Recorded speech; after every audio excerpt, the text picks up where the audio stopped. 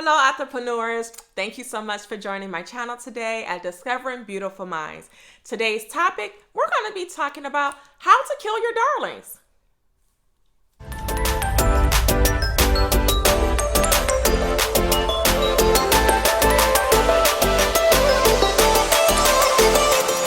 Hello, and thank you for joining me today. We're going to be talking about how to kill your darlings. So let's just dig right into it.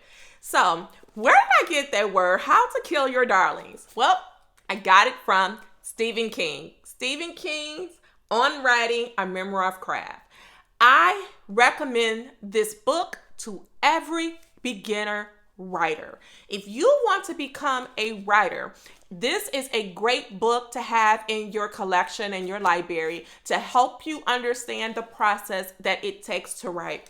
And he talks about a little bit of everything in there, from doing writing when you first start off and also working at the same time, being committed, staying consistent, killing your darling, staying motivated. He talks about a lot in his book. And I will leave his book in my description box below and the link so that you can purchase this book. So, like I was saying, entrepreneurs, how to kill your darlings is basically something that you do in your editing and revision process. When your manuscript is all done and you're in the revision process and you're looking for different ways to make your story stronger, to make the story stand out a little bit more, you have to take in mind there's going to be some things you're going to cut. It's going to be some things you're not going to use. You're going to throw it away in the trash can.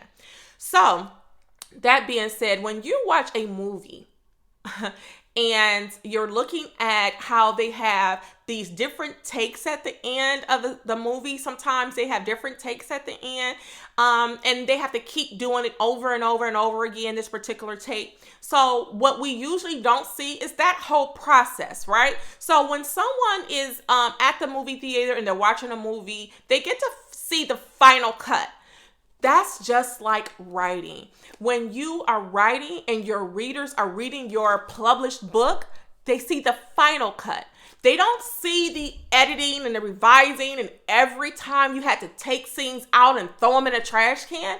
They only see the polished work. And that's something that you want them to see. That's the only thing that you want your readers to see. You want your readers to see a manuscript that is polished at 100%, okay? And let's just face it, sometimes things are not going to be always at 100%, but let's get them, closely there.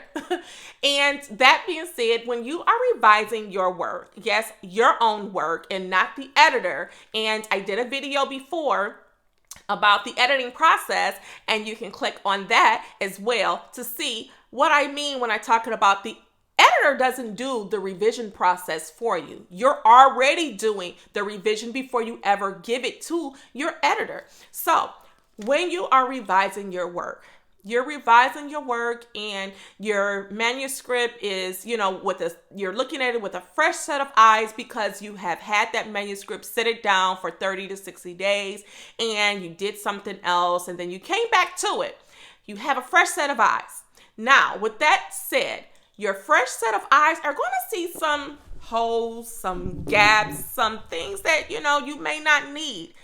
That is where the killing your darlings come in at. And when you're killing your darlings, that means you're killing parts of your story and you're deleting those parts of the story and throwing them in the trash can. Those parts of your story that just don't quite fit, just don't quite sound right, just don't make the cut. When you are doing your revision process, have an open mind that you are revising to cut. Not just revising just to add words. You're revising to cut. You're revising to delete. You're really revising to take away and throw it in the trash can. And the revision process is difficult. It's difficult because you took all these hours and you labored over this story over and over again. You sat there enthusiastically. You're motivated to get this work done. And bravo, you got it done. It's all finished now. But you still gotta kill your darlings.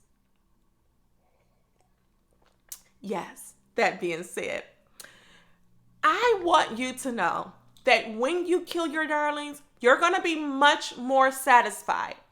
Also, when you are writing, you're usually writing with someone in mind that you're writing for. So I'm not just talking about your target audience. I'm talking about someone, a friend, a family member, a spouse, a child that's, grown now. You usually have someone that you call your ideal writer. Your ideal writer, ideal reader, because you're the writer, right?